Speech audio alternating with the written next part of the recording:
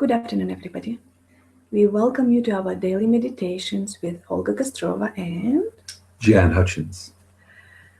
as always, we picked the subject for today's conversation and we'll start it in a moment, but before, let's take a few breaths and land.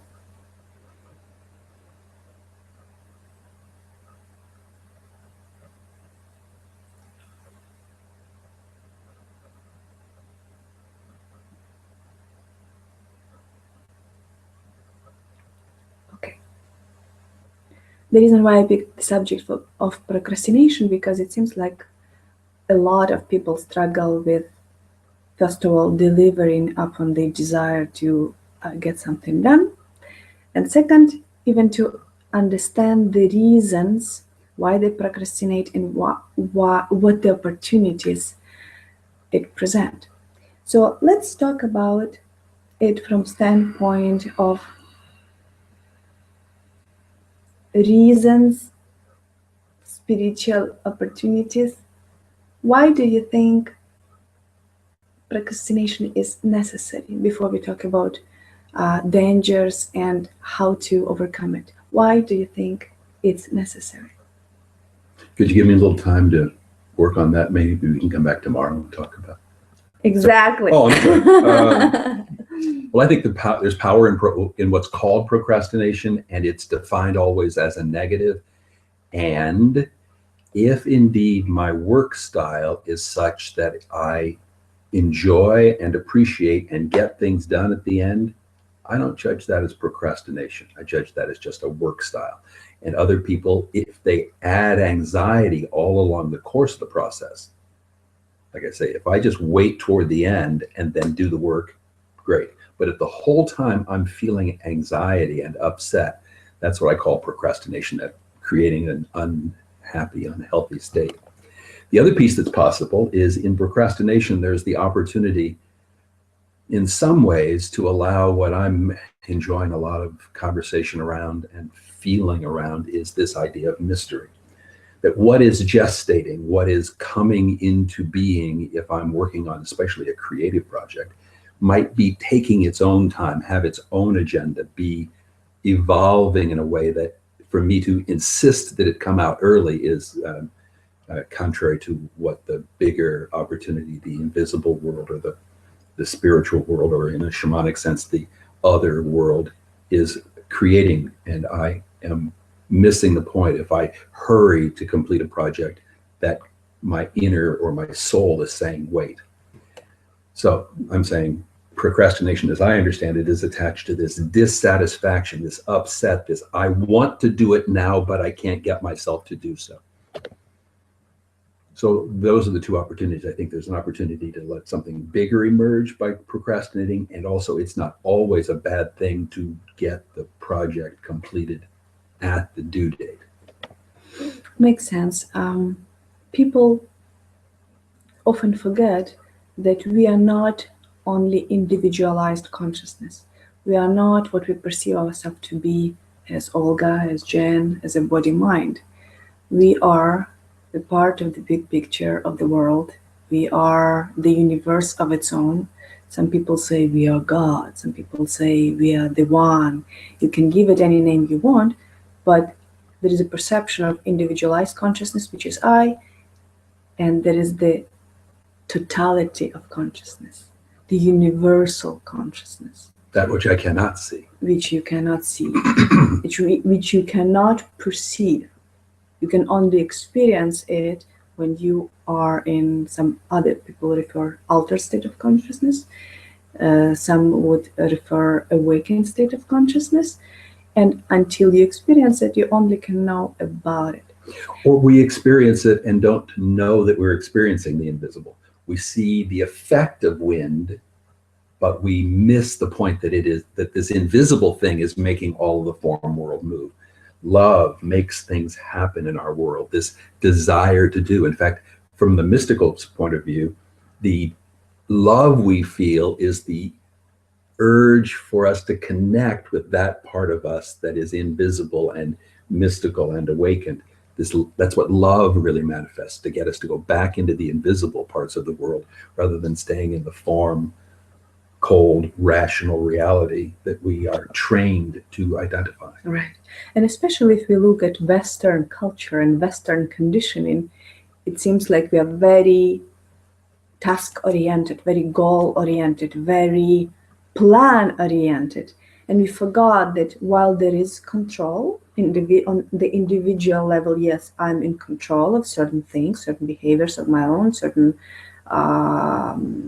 actions. There is also parallel to that, I'm not in control.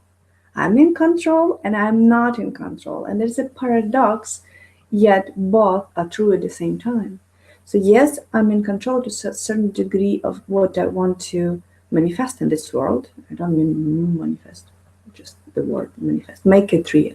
What I plan to make it real. And there is universal consciousness underlying big plan, let's put it this way, which is not exactly true from standpoint of words, but words are pointing to something. So let's forget about words and just look at the pointers. So if I want to start something today that is not yet fully conceived within me, as an individualized consciousness, we might say my creativity didn't flourish fully. My mind didn't fully conceive it. From universal standpoint, it might be that it's not in your service yet. As the individual being that mind created, the big mind created individual mind. Some would refer soul, some would refer spirit within us. It's not of service yet for you to get it done, to experience it, really, because universal consciousness doesn't operate in the sense action, tasks, plans. It all comes from its unified consciousness comes into individualized consciousness to experience itself through individual mind. So it might be not of service for the whole and for individual consciousness as well to experience it, what we would call completed task. The reasons can be so many reasons, and we don't need to intellectualize around it because that really doesn't matter. So the reason why we're having this conversation is to help all of us to get relaxed around the fact that we procrastinate, stop labeling it as much, and stop beat ourselves up around it, about it. I like the turn that this is taking. When you suggested the topic, I had all of the usual preconceptions or all my old stories about it around it being bad, bad, bad. And I'm glad we've opened this door to where there are valuables and pleasantries around it. And I think energetically, so the energy I waste in feeling bad robs me both of the satisfaction of the moment and the possibility that that energy is building up a way of bursting through to this awareness, awakening opportunity of seeing something bigger than I was otherwise able to see. And it's a great opportunity to investigate. So why I'm not manifesting into life what I envision? Why? Procrastination is a time out.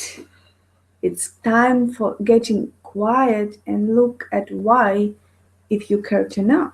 If you care to know yourself, you probably care to know what are your motivations are, what are your inner conflicts are. Because if I want something and I'm not manifesting it into life, then probably there is a conflict between your desires or between your fears. And it's an opportunity to investigate it, to go within and investigate what am I not willing to see now. Because if you don't see, the only reason why you don't see it is because you're not willing. Part of you is not willing. People very often hide into how, behind the how. Very often I see that when we work with clients, I cannot get it done yet because I don't know how. How is always a hiding place. Because as soon as you really want it and nothing prevents you from getting it, you always figure out how. And especially now in the world of technology, for us, it's so easy, as I mean human being, us, it's so easy to find things. to find out how. You Google it and you already know how. You go to the library, you know how. You go to a friend and he will tell you how. You go on an expert site and they will tell you how. The how is always a hiding place when used as excuse for procrastination. So the reason is never tactical. It's never strategic reason. It's never, I don't get it done because I don't know how to accomplish it from the standpoint of tactics. It's just never the reason. I don't know how always means I'm not willing to find out right now. I'm not ready. Isn't it so? Indeed. And I notice for me, I haven't had much challenge around procrastination in academics. I've always had an easy, I can figure this out and I do it. But in terms of life stuff, I had is I think the right word, the 8 of Swords sort of relationship with Are you talking about archetypes? It's in the tarot, and it's one of the best things that came from the tarot for me is this 8 of Swords cards, which shows a person with a blindfold and really loose chains and 8 swords in the ground around the person. And the insight to the card is the blindfold comes off easily, the chains are loose and can be dropped, and the swords are not close enough together to block my exit. And yet here I am holding myself in a prison of my own making. Yes. And I have the key and can leave anytime I want, but I don't choose to do so. And for me, this was frequently, and we've had lots of conversations around this, my desire to get everybody to like me, love me, be in rapport with everyone. Right. My subconscious desire. It was my identity. I'm the guy who gets along with everybody. Everybody likes me. And that was my unconscious goal in every situation. And thus I did lots of lose-win deals where I didn't really hold my own. And in this case, I hold myself in a prison many times in my life out of my own belief that this is what I should do, when at a certain point I grew to understand I didn't need to be there. And it was as easy as just walking through. And I believe there's something about procrastination there too. I think that I'm not the one who can get this done, or getting this done would put at risk my relationship with my friends who are also slackers, or other ways in which my environment is calling. Fear is always justifying investments in outcome that does not happen. Always. Say more. Well, you just said, if I accomplish this, that part of me desires, but now I'm in conflict with that part of it that fears the outcome itself. Not it, but the outcome. Let's say, for example, I want to accomplish, I don't know, give me something simple. Well, then on men's weekends, frequently the experience men get is, I want to be great. I want to leave this place and be great. Is something way too vague. Well, let me say, to accomplish economic independence or put gain abundance in my life. Okay. Yet if I do, the interesting piece is, if I do, I am at risk in some way of losing something I also want. And that would be that my peers, would they really like me if I was suddenly, from a hierarchical point, I was the boss? Right. Or if I make, let's say the goal is very monetary, very materialistic goal. I want to make $1 million by the end of the 3 years. Right. What I want is what comes with it. It's not the money that I want. Money is nothing. Money is currency.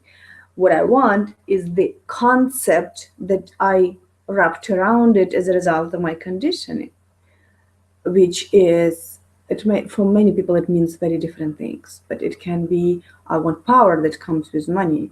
I want to be perceived as a successful person.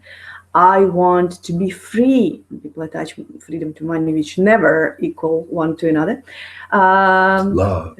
I want to get a lot of sex, because if I'm driving that cool car, and I tell everybody that I'm rich, then all women will want to get in bed with me. I mean, it can mean on the level of individual consciousness so many different things. But now, what I'm not willing to give up, my investment in it is, but I'm invested in not doing much work, or I'm invested in not taking too much risks. So now the path to it is not as linear, because yes, I want to have it, whatever it corresponds to the outcome, yet I'm not willing to give up all these investments in risk-free life, effort-free life to some degree, right? I'm not willing to let go of these investments. Or maybe I'm afraid of the outcome. Well, now, if I do have whatever I said, 5 million, whatever, in the bank that I don't have now, oh, but what does it mean for me now? Now I will have very different circle of people, and some people that I met who were rich were assholes. Again, I'm just simplifying it in a way that it's very easy to understand. And I'll become thus. Right, and I become so. Or people will think that I'm that because that's how I think about some people that I met who were treated me very poorly. I can't trust that anybody around me actually cares about me now. Right. I mean, there is so many things. So procrastination is a great opportunity to just dive in within and look at what all those conflicts are. And moreover, even if the desire itself is your desire, procrastination very often can point to the fact that what you want to accomplish is simply not what you actually want to accomplish. It's what someone else told you that it would be good to do so. But you didn't buy into that fully. Or subconsciously, you would resist it, but consciously, you bought into the conditioning of it through propaganda, media, and so on and so forth. Yeah. And so the false feeling, I've accomplished all that I believed I was supposed to. I've got this, that, I'm the boss, and something's not, I'm not happy. Right. Because very often what we accomplish has its price tag, first of all. So it required you to give up a lot of things. And some things, unfortunately, those that actually mattered, and they needed to be given up. And I see it all the time. People go after success in the world, especially in the Western world, and they give up what matters. They have to barter their soul. They barter, they give up relationships because they can sustain them. They work too hard, too much, or become too agitated and not present to their loved ones. Or they give up free time, spare time that is leisure time to enjoy life, to play, to experience things. They give up freedom. Freedom, and I mean inner freedom. Outer freedom is a totally separate conversation as well, but the inner sense of freedom, when I am like a child, I'm innocent, I'm here to meet life as it is. You never can do that. You never can be that when the mind is so structured and so task-oriented and goal-oriented and plan-oriented, and we're always so mental, analytical. Then there is no flow, no creativity running through us. The energy is not moving us freely because the mind takes over. The heart gets repressed, suppressed, put aside. And it loses its great faculty of love, innocence, play, serendipity. All reason mystery. And no unreasonable. Right. Life is made vital and enjoyable when I do things that are unreasonable. Because if I only am doing what's reasonable, it's calculated. You say it's calculated, it's all mental, and I lose all connection with heart and soul. There's mystery. I'm a business person. It is reasonable, and I think that's part of the tragedy and chaos of our world, that it is quite reasonable to be greedy and to be self-interested and to do what is harmful to the whole for myself in a world where I am convinced that the bigger the house, the bigger the car, the more the bank account, the better I am in all ways. When the fact of the matter is that's not true, and it is quite reasonable from the view of the whole that I choose less profit when it makes a positive difference in my entire world. Or if you can balance, if you can still remain present to your unified consciousness and coexist in both states of the mind, at least that when iteration is such that it doesn't give this big time lapses. But okay, now I understand that I'm unified consciousness, I'm experiencing, and then kicked back through fear into individual body-mind consciousness and stay there for a long time, forgetting that you are not the person, you're not the body, you're not this small mind. And then there is a great sacrifice because you are not allowing yourself to play in this mysterious world that has so much joy and so much connectivity as a default state. Yet we separate ourselves, and then through our plans and tasks and everything that needs to be managed through the mind, we take ourselves as far from the source as we manage to take ourselves, and then suffering kicks in because nothing in this world will be ever fulfilling. Nothing in this world ever can satisfy you. The spirit always longs for sense of unity. Always. In here, in the human world, we've tried to fulfill it through sex, through what we call love. Drugs and rock and roll. Drugs, rock and roll, to altered state of consciousness in any way possible through material influence. Through power and bling. Yes. Through substances, through activities, we try to alter state of consciousness, and we always will fail. We always will fail because even these glimpses and instances actually can be accomplished through doing, through activity, through tricks. It's just the instant and it's never enough. It's only increase the longing. It's only amplifies the longing because now we just experience it and it's gone. It's gone. Right? Yeah, I just had it. I just could. And it's slipped away.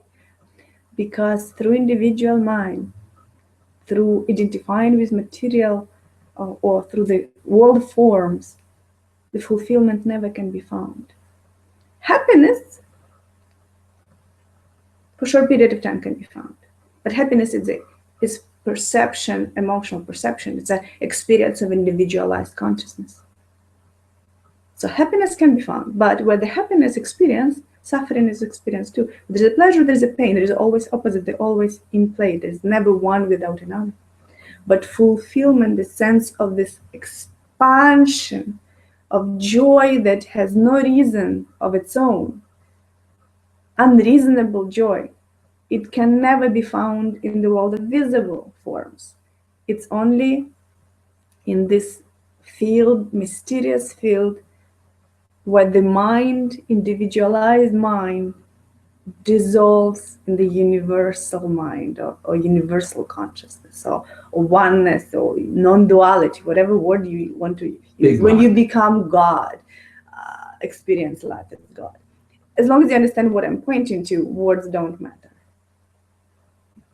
Yes, Mr. Hutchins? That's a good start. Let's talk about how procrastination doesn't work for me and others. Good. So the practicality of it and the other side of it. We talked about, well, this is the benefits and opportunities in this. So basically the answer to your question is exactly in it. What is opportunity? Opportunity, we're going within. We're investigating why we are not doing what we set to do. What I planned, what I set for myself to accomplish, why am I not doing it? Why am I procrastinating? And in whys, you find your reasons. And this is the practicality of this. Why? Is it my dream or not, or someone else? Do I have skills? Do I have Skype coming out and everybody want to talk? Do I have skills? Do I have willpower for that? Which is a completely different conversation altogether. Investigation, self-investigation. Mr. Hutchins, what do you want to add to the whole aspect of So overcoming procrastination. this is what we do a lot in the work, because someone comes, and since we work with a lot of change agents, people who love what they are doing and feel moved from this invisible awareness to make something happen in the world. And I am a good representation of that. Having established a yoga center at one point in my life where I was able to have this bliss of dealing in what felt like a sacred center, I pushed away and denied a variety of the business realities. So much of frequently our work with people is, you are at this and you need to find a way to do the disciplines required, the practices, health. So here's the piece that comes to me. Procrastination to me has a connection to the form world's imposition that I find ways to be comfortable. Everyone wants to retire, and then lo and behold, when they do have the experience, it's one of the worst things they've ever experienced in their life. To not have something drawing me forward is really a frightening possibility. So I really want to and do things in the world because it's joyous and positive. But if I miss out and start to have a disconnection and don't have love, and I don't get myself past this idea that I want to be comfortable, because to get what I really want in the body and every other way, I have to make myself uncomfortable. I love being sore all the time, physically sore all the time. It's proof my body is growing, learning, staying young and vital. Same thing with work or process. It is uncomfortable to break through the form world and make something happen. So there should be a kind of ability to experience and withstand pain. That's what willpower is to me. It's the willingness to experience discomfort to get what I want. So maybe that's one of the pieces we could offer as a place. Procrastination is frequently the unwillingness to experience discomfort to get what I want, which leads me to question, is it something I really want, or, as you were saying, something someone else has convinced me I want? And if it is, the tragedy is now, it's a tragedy, and our help frequently to me feels like soul retrieval. The person has lost their soul and ability to identify with their soul enough that it's willing to pull them through the pain. And so what we frequently, I feel like I'm doing shamanic work, helping them to call back their soul from wherever it was lost. And from that point, and then it's easy. The soul pulls me through the task because it's willing to suffer. And very often, what we are not willing to admit affects the fact that we cannot accomplish certain task. For example, some tasks would require certain skills, and we very often not willing to admit that we don't have them, because then it says something about us. It says something about our incompetency. It says something about our identity. So the mind, again, constructs all these mental structures that are so on the way. There is not just flow, just I want that, and there is a linear path here. I'm going to get it. No, the mind creates all these traps. Now, I don't want to admit that I don't have skills because it apparently says something about me to myself, and I assume to others. And if I don't admit that I don't have them, then I will never take steps to acquire them. Right? So there is no simple formula how to overcome procrastination. And I know people love to write articles about how to do that, 1 to 3 steps and all that stuff. It's all wonderful. But the real work is simply self-inquiry, self-investigation, and find all those little pieces and parts and elements that constitute your particular reason why you procrastinate. Not someone else's situation. It's not contextual. Don't look at it contextual. Look at your particular part in it, your particular, not even situation, but how you constituted. Is it that word, constituted? As a word? Compiled as an individual being. Sit down and look what's happening in your world, what's happening in your field. Map it all your fears, all your desires, and your inner conflicts, missing tactical pieces, what you deny, what you're not willing to see, all that. And then it all will arise. You don't even need to then figure out how. It just will show up. Except most of us don't have the skills to make that analysis, in part because we can't see what we can't see. Exactly. And that's why, guys, please reach out. Our patterns produce the same result over and over again. Exactly. If I can't find a way to produce new thinking, new information, new experiences in the body, I can't break my patterns. So that's why someone outside, someone with insight, someone who's been through the process before, why we all need mentors, coaches, models, and You mean mirrors. fashion models? I'm the pretty face, honey. Yes, I forgot. In our work, it's always clear to me that Olga is very, very bright and is the brains. So I have. Did you just call me shiny object? I have taken it on to be the beauty. So, please reach out. If you want to investigate what is the reason for your particular procrastination, why you're not getting what you want, or what you set for yourself as a goal, and you need a sounding board, you feel you cannot do it on your own, you either don't have the energy to push you forward and pull you forward, and if you don't have the skills to do self-inquiry in an efficient manner, please reach out. We'll be absolutely happy to sit down with you and look at the situation and develop the plan. I've begun to think of our work as helping to create the connection with what you actually love for the client. Yeah. If you do that, if I can get my soul connected to the vision, I can begin to see it, and each day choose and see the opportunities that already exist and are coming to meet me, as opposed to the feeling that I had before in my life that I have to make everything happen, and it's a struggle and it's terrible. And the only reason why it's struggle because there is a conflict. Accomplishing things as is never struggle. When you led by creativity, desire, playful state of being, it's hardship only when you create a lot of barrier and then try to overcome them. And that's the interesting puzzle which we would love to help you to solve. So please call, email, Skype, what else is there? Send your note with the dove, whatever way you want to reach us, please do that. It's Olga Kostrova and... Give me a moment. Oh, come on already. Jan Hutchins. Jan Hutchins. I thought he'll start talking again for another hour, and we don't have it. So, Olga Kostrova, Jan Hutchins, we would love to guide you through your transition, whatever the transition is. Let's talk. Much love to you.